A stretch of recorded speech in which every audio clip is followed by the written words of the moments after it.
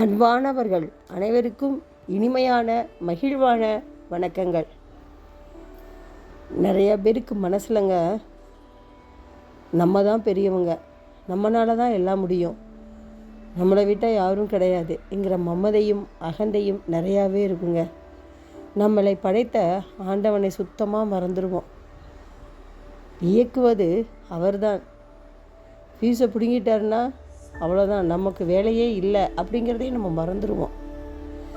அதை உணர்த்தும் விதமாக ஒரு கதை. இது உண்மை சம்பவம், பொய் கிடையாது. அக்பர் தனது அவையில் அமர்ந்திருந்தார். சபையில் அமர்ந்திருந்த அறிஞர்களை நோக்கி, அறிஞர் பெருமக்களே, நான் பெரியவனா கடவுள் பெரியவரா என்ற ஐயம் என் மனதில் எழுந்துள்ளது. இந்த வினாவுக்கு தக்க காரணத்துடன் பதில் சொல்லுங்கள் என்று கேட்டுக்கொண்டார். என்னடா பெரிய ஒரு விஷயமா இருக்கே, இதை எப்படி சொல்ல போகிறாங்க, எப்படி தீர்த்து வைக்க போகிறாங்க இந்த பிரச்சனையை?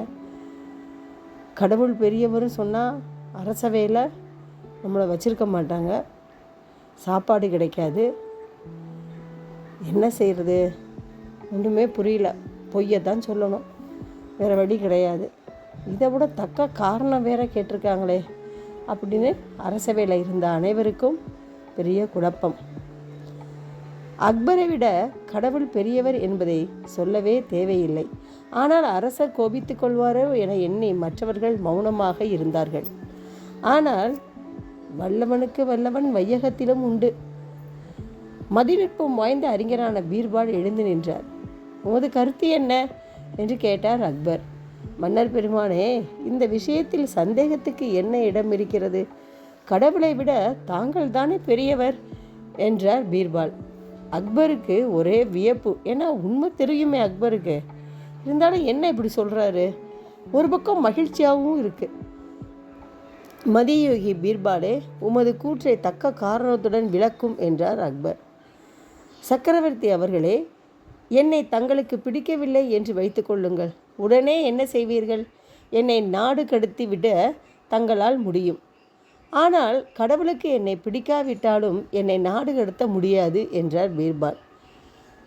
எப்படி என்று வினவினார் அக்பர். உங்கள் ஆட்சிக்குள் இருக்கும் பகுதிகள் ஓரளவுக்குத்தான். அதனால் உங்களுக்கு பிடிக்காதவரை அடுத்த நாட்டுக்கு விரட்டி அடித்து விடலாம். ஆனால் கடவுளுடைய ஆளுகையோ பூமியில் மட்டுமன்றி அண்ட சராசரங்களிலும் பரவி இருக்கிறது. ஆகவே அவர் எவ்வாறு ஒருவனை நாடு கடத்த முடியும்? ஒருவனை கடவுள் எங்கே விரட்டி அடித்தாலும் அவன் ஆளுகைக்கு உட்பட்ட பகுதியில் தானே சுற்றி சுற்றி வந்து கொண்டிருக்க முடியும் என்று கேட்டார் பீர்பால். இப்படி பார்த்தீங்களா, எவ்வளோ மதிநுட்பமான ஒரு பதில்ன்றதை விட விளக்கம். பீர்பால் தனக்கு சரியான பாடம் கற்பித்து விட்டார் என்பதை அக்பர் உணர்ந்தார். ஆமாங்க, ஒவ்வொரு அரச வேலையும் இந்த மாதிரி மதிநுட்பமான அமைச்சர்கள் இருப்பாங்கங்க. இருந்தனால தான் அவருடைய பேரரசு எப்படி இருந்தது, பறந்து விரிந்து இருந்தது அக்பரின் பேரரசு. மேலும் அவர் தவறுகளை சுட்டி காட்டக்கூடிய பக்குவம் வேணும். எல்லாரும் தவறாக சுற்றி காட்டினாலும் ஏற்றுக்கொள்ள முடியாது. ஆனால் எப்படி அதை சொல்லணும், இப்படி செய்யுங்க அப்படின்னு சொல்வதற்கு பதிலாக இப்படி செய்தால் நல்லா இருக்குமே என்று சொல்வதற்கு வித்தியாசம் இருக்கல்லவா? அதுதாங்க முக்கியம். இப்போ புரிஞ்சு போச்சா? கடவுள் தான், அவர் இல்லை என்றால் அணுவும் அசையாது. ஆனால் அது நமக்கு நல்லா தெரியும். தெரிஞ்சாலும் ஒரு பெரிய மாயாவி நமக்குள்ளே இருக்கான். அவன் என்ன பண்ணுவான்? என்னால் தான், நான் இல்லைன்னா இந்த காரியமே நடக்காது, நான் இல்லைன்னா எதுவும் கிடையாது அப்படின்னு சொல்லி பேசிக்கிட்டு இருக்கான். அது பொய், சரிங்களா? உண்மை என்பது என்ன? இறைவன் ஒருவனே, அதுதான் உண்மை என்று கூறி உங்களிடமிருந்து விடைபெறுகிறேன். நன்றி, வணக்கம். வாழ்க வளமுடன், வாழ்க வையகம். இந்த வீடியோ உங்களுக்கு பிடிக்கும்னு நினைக்கிறேன். லைக் பண்ணுங்கள், ஷேர் பண்ணுங்கள் அண்ட் சப்ஸ்கிரைப் பண்ணுங்கள். தேங்க்யூ.